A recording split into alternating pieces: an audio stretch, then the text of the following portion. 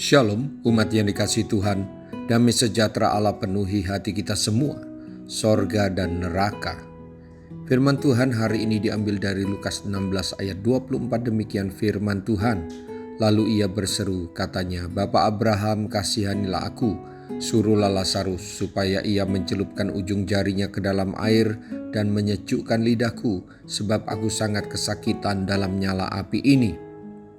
Ayat renungan hari ini membahas kebenaran firman Allah tentang sorga dan neraka dalam bentuk cerita. Yang Tuhan Yesus ceritakan adalah sebuah kebenaran atau fakta tentang sorga dan neraka, bukan ilustrasi atau kisah fiktif. Tuhan Yesus tahu bagaimana sorga dan neraka. Yang Tuhan Yesus ceritakan, seperti itulah nanti situasi sorga dan neraka dengan para penghuninya. Tentu kisah ini hanya menyajikan sebagian kecil suasana atau situasi sorga dan neraka. Ada penekanan khusus, tujuan khusus. Yesus menceritakan Lazarus yang miskin dan orang kaya. Tuhan menekankan cerita pada sisi tentang neraka, tempat iblis dan pengikutnya yang sangat menyiksa.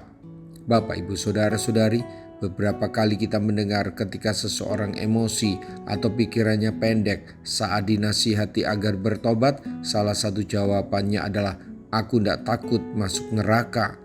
Pahamilah jika ada yang berkata seperti itu, sebab dia belum pernah tahu neraka seperti apa dan sorga seperti apa. Kita mempercayai Alkitab bahwa apa yang Tuhan Yesus gambarkan tentang neraka dan sorga itu sungguh-sungguh benar. Sorga dan neraka itu ada. Jika hidupmu menyimpang dari kebenaran Allah dan merasa tidak takut, atau lebih tepat tidak peduli adanya sorga dan neraka, maka bertobatlah. Anda belum tahu neraka sama seperti saya, tapi saya percaya apa yang Tuhan Yesus ceritakan. Neraka itu tempat yang amat mengerikan. Jangan terlambat bertobat. Neraka itu ada. Mari kita berdoa. Tuhan Yesus, Engkaulah juru selamat dan pengampun dosa. Saya bersyukur diampuni dosa saya dan saya diselamatkan dari api neraka yang kekal untuk masuk sorga yang kekal.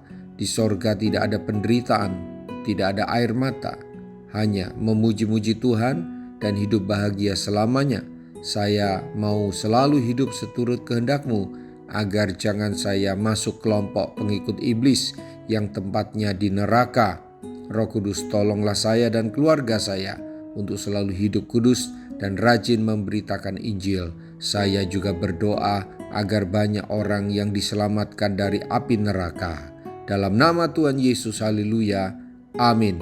Sampai jumpa besok dengan suara gembala, firman Allah yang hidup. Tuhan Yesus memberkati.